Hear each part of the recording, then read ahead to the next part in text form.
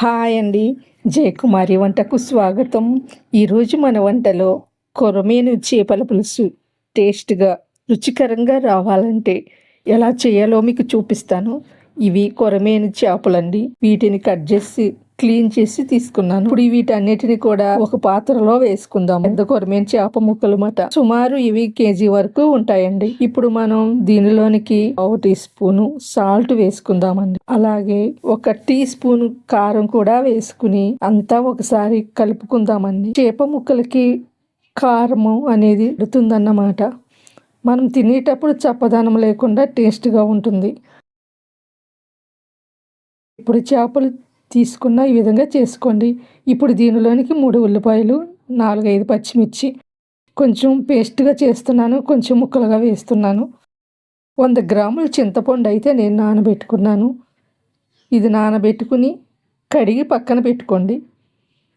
కొద్దిగా వాటర్ వేసి పక్కన ఉంచండి. ఇప్పుడు కడాయి స్టవ్ మీద పెట్టుకుని 2 టేబుల్ స్పూన్ల ఆయిల్ వేస్తున్నాను.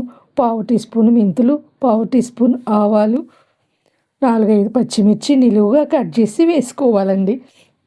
ఇవి కొంచెం సేపు వేగిన తర్వాత కట్ చేసిన ఉల్లిపాయ ముక్కలు, అలాగే పేస్ట్ కూడా చేసుకున్నాం కదా, అది కూడా వేసుకుని కొంచెం సేపు వేయించుకుందాం. ఉల్లిపాయ పేస్ట్ వేయటం వలన గ్రేవీ అనేది వస్తుంది. అలాగే 2 కరివేపాకు రెమ్మలు, టీ స్పూన్ అల్లం వెల్లుల్లి పేస్ట్ కూడా వేసుకుని అంతా ఒకసారి బాగా కలుపుకుందాం. ఇది కొంచెం కలర్ వచ్చే వరకు కలుపుకుందాం. ఇప్పుడు ఇందులో 1/2 టీ స్పూన్ పసుపు, 1/2 టీ స్పూన్ జీలకర్ర, అలాగే తగినంత ఉప్పు కూడా వేసుకుని అంతా ఒకసారి బాగా కలుపుకుందాం. ఇది మాడిపోకుండా సన్నని మంట మీద ఉంచి ఫ్రై చేయండి.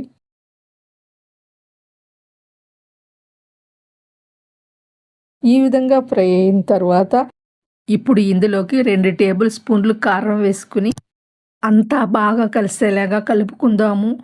ఈ విధంగా కలుపుకున్న తర్వాత అలాగే చిన్నగా కట్ చేసిన టమాటా ముక్కలు కూడా దీనిలో వేసుకుందాం. ఇవి కొంచెం మెత్తబడే వరకు వేయించుకుందాం. ఇప్పుడు నానబెట్టిన చింతపండు రసాన్ని దీనిలో వేసుకుందాము. అంతా ఒకసారి బాగా కలుపుకుందాం. మనకు పులుసు ఎక్కువ కావాలనుకుంటే కొంచెం వేసుకోండి. గ్రేవీగా చిక్కగా అయితే సరిపోతుంది. ఇప్పుడు మూత పెట్టి 2 నిమిషాలు మరగనిద్దాము. చూడండి, ఇది కొంచెం మసిలిన తర్వాత చేప ముక్కల్ని ఒక్కొక్కటిగా దీనిలో వేసుకోవాలి. అన్నీ ఒకేసారి వేయకూడదు.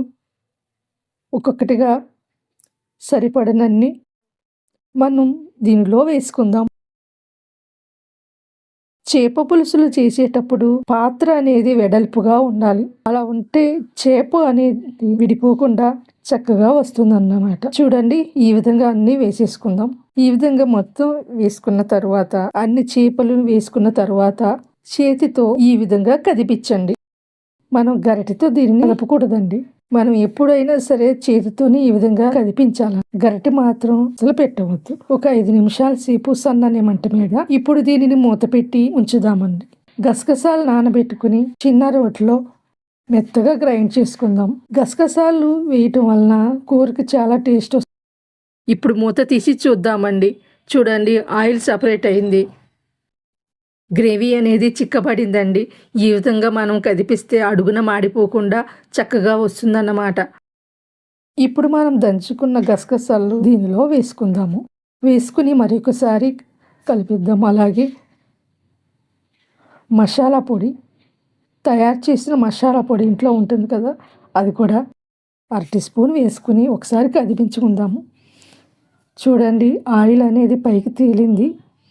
కూర అనేది రెడీ కూడా అయిపోయింది. ఉప్పు సరిపోయిందో లేదో చూసుకుని వేసుకోండి. నేను కొంచెం సాల్ట్ వేస్తున్నాను. చేపల పులుసు రెడీ అయిందండి. కొరమేను చేపల పులుసు టేస్ట్గా రుచికరంగా రెడీ అయిందండి. మీరు కూడా ఈ విధంగా ఒకసారి ట్రై చేసి ఎలా వచ్చిందో కామెంట్ చేయండి, లైక్ చేయండి, సబ్స్క్రైబ్ చేయటం మర్చిపోకండి.